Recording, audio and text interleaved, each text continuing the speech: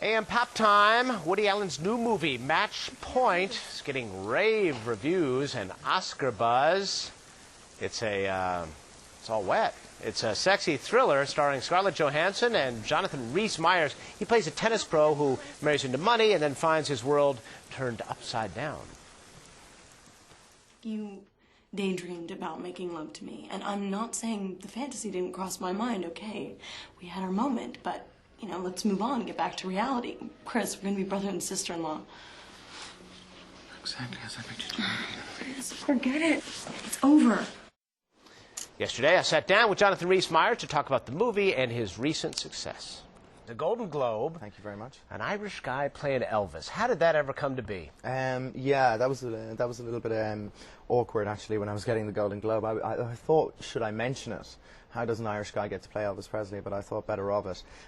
Just so happens that's the way it went. Just happens. Yeah. Just happens, yeah. And now, following this, you really are on a roll. You got Match Point is coming out, and tell us how you and Woody Allen connected. He saw me in some movies and then, you know, decided to meet me and thought I was good for the role, and he said, let's work. This movie for Woody Allen is getting great reviews. Perhaps not coincidentally, first time he took his, in a long time, he's been outside of the confines of Manhattan. It must have been difficult for him. He has a great ear, of course, for New York dialogue. He is a part of the scene here. Sure. Did he have a hard time? Did you have to kind of counsel him on how things would go down in a London conversation? A little, you know, we just change it because, you know, even though he's a great writer, he's not precious about his material. So if there was something that felt unnatural or too New York or too Americanized, then we changed it. All right, the character, Chris Wilton, is a tennis star, or tennis player, more accurately, and is smitten with his brother-in-law's fiancée, Scarlett Johansson. Can hardly blame the character. No. Tell us how that all kind of plays out. Well, what happens is he starts teaching Tom at Queen's, which is a very, very famous club in London.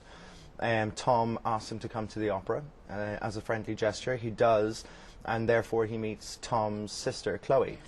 And Chris is a bit of a social climber, so himself and Chloe start out this relationship with each other. And then he meets Scarlett Johansson's character, Nola, which is, you know, she's kind of like the opposite to Chloe. Chloe's sophisticated, sweet, beautiful, kind of timid, whereas Scarlett's character Nola is the blonde bombshell, absolute sexuality, you know. So I think he wants them both. He wants the comfort of Chloe's character and the sexuality of Nola's. Well, I guess there are a lot of men who want to have it you all know, like that. we want to have our cake and eat it, and, you know, and he does.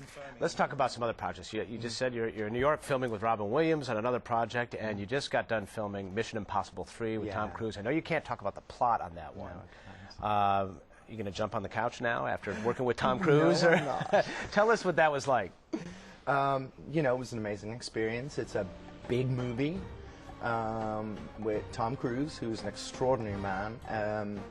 From a young actor's point of view in the movie industry, you know, you really can't look at anybody else's career as well as you can look at Tom Cruise's and just be in awe of the way he, you know, commands himself as a human being and as a professional actor and producer. Congratulations. You're very kind. You're on quite a roll, and we wish you continued success. Jonathan Rhys Meyers. Thank you very much. Pleasure.